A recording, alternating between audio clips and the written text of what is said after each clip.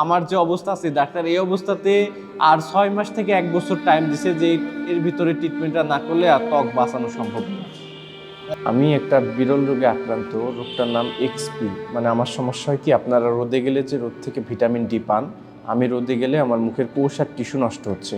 মানে আপনারা তো জন্মের পর থেকে রোদে গেলেই যে ভিটামিন ডিটা পেয়েছেন, আমি আমার জন্মের পর থেকে আমার এই 17.5 বছর বয়সে আমি এখন পর্যন্ত ভিটামিন ডি পাইনি। তো এই যে ভিটামিন ডির যে একটা অভাব, আমার এই 17.5 বছরের অভাবে যদি আমি ট্রিটমেন্ট না করি, এটা একটা পর্যায়ে পচনের দিকে চলে যাবে। মানে বিষয়টা কেমন একটা গাছের মতো, যে একটা গাছকে যেমন সূর্যালো থেকে একটু দূরে রাখলে সেই গাছটা কিন্তু পুষ্টির উপাদানহীনতায় মারা যায়, গাছটার পুষ্টি না পেয়ে মারা যায়। তো আমারও অবস্থাও একই রকম হচ্ছে, আমি তো সূর্যালো থেকে ভিটামিন ডি পাচ্ছি না, উল্টা আমার আরও মুখের কোষ আর টিস্যু নষ্ট হচ্ছে। এখন ট্রিটমেন্ট না করলে একটা পর্যায়ে ঘা বা ক্ষতর দিকে চলে যাবে, একটা পর্যায়ে পচনের দিকে চলে যাবে। তো আমি আমার এই রোগটার জন্য বিভিন্ন হসপিটাল দেখাইছি, যেমন বাংলাদেশের square hospital, Labaid, Bangabandhu medical হাসপাতাল, পিজি হাসপাতালে, তা এছাড়াও আমি অন্যান্য ল্যাবেডে দেখাইছি, বিভিন্ন হসপিটালে দেখাইছি। আমি আপনাদেরকে একটু দেখাচ্ছি। আমি স্কয়ার হসপিটালে দেখাইছি, তো উনি আমাকে একদম শনাক্ত করেই বলে দিছে যে এটা আমাদের পক্ষে চিকিৎসা দেওয়া সম্ভব না, কারণ এই রোগটা সারা বিশ্বে মাত্র 10 থেকে 12 জন আছে। পুরো 800 কোটি জনগণের মধ্যে 206টা দেশ আমাদের, তার মধ্যে মাত্র 10 থেকে 12 জন এই রোগে আক্রান্ত। এখন এত বড় রোগ তো আল্লাহ হয়তো সবাইকে দিবে না, দিলে আপনারা হয়তো চলাফেরা করতে পারতেন না। তো আমার এখান থেকে নো ট্রিটমেন্ট লিখে দিছে, আপনারা যদি একটু কাইন্ডলি দেখেন। আমি ওনার কথা বিশ্বাস প্রথমে করিনি, তারপরে আমি দ্বিতীয়বার ওনার কাছে আবার গেছিলাম, সিরাজউদ্দিন স্কয়ার হসপিটালে। তো যাওয়ার পরে উনি আমাকে চিনতে পারছে এবং বলছে যে বাবা, এটা সারা বিশ্বে মাত্র 10 থেকে 12 জন আছে, আমাদের পক্ষে চিকিৎসা দেওয়া সম্ভব না। স্কয়ার হসপিটালের পর আমি ল্যাবেডেও গেছিলাম। ল্যাবেডে স্কয়ার হসপিটালের আগে গেছি ফার্স্ট। তো ল্যাবেডেও বলে দিছে যে জেরোডার্মা পিগমেন্টোসাম রোগটার নাম, এটা আমাদের পক্ষে চিকিৎসা দেওয়া সম্ভব না।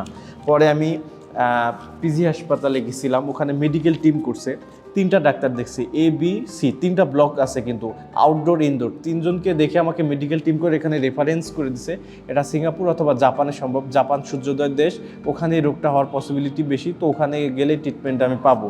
তখন আমার আসলে আমার আমার যে মানে যে রোগটা, এটা আসলে মানে এমন একটা বিরল রোগ, আমি মানুষকে বুঝাইতে পারি না। বা আসলে আমার যে খরচ, আসলে আপনারা জানেন যে সিঙ্গাপুর অথবা জাপান অত্যন্ত ব্যয়বহুল একটা খরচের ট্রিটমেন্টের জায়গা।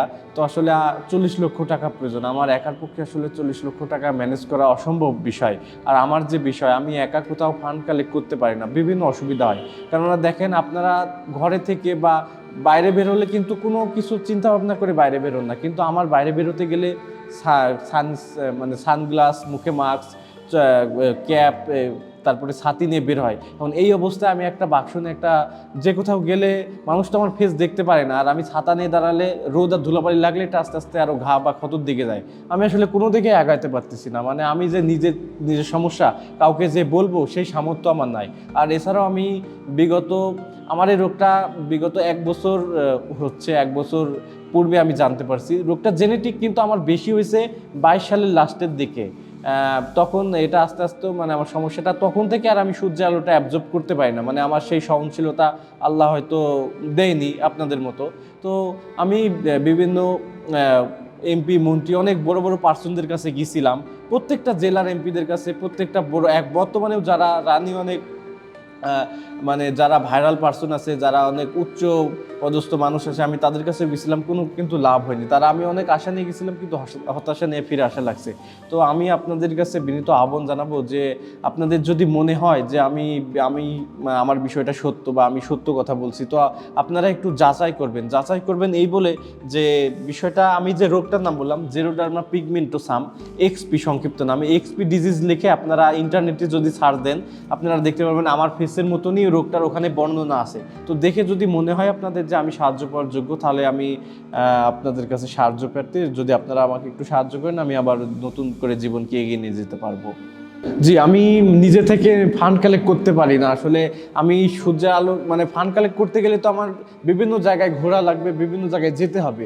এখন আমি যে আমার যতটুকু উপকার হবে তার থেকে বেশি ক্ষতি হবে, কারণ ওই সূর্যের আলো রোদ লাগার সাথে সাথে আমার এটা স্কিনে জ্বালা পোড়া শুরু হয় এবং আস্তে আস্তে ক্ষতর দিকে চলে যায়। আপনারা আমাকে একটু দেখলে হয়তো আরও ভালো বুঝতে পারবেন, মানে সূর্যের আলো আর ধুলাবালি লাগার সাথে সাথে ক্ষতর দিকে চলে যাচ্ছে। তো এই মুহূর্তে আমার মানে ঘরে থেকে বাইরে বের হয়ে সাহায্য নেওয়াটা আমার জন্য জন্য খুবই কষ্টকর, মানে একেবারে অসম্ভব হয়ে যাচ্ছে। তা আসলে অনলাইনের মাধ্যম ছাড়া আর আমি কোনোভাবে আগাতে পারতেছি না। তো আমি আপনাদের কাছে বিনীত অনুরোধ করব যে যদি আপনাদের মনে হয় তাহলে যদি আপনারা একটু সাহায্য করেন আমার জন্য আমি খুব উপকৃত হব।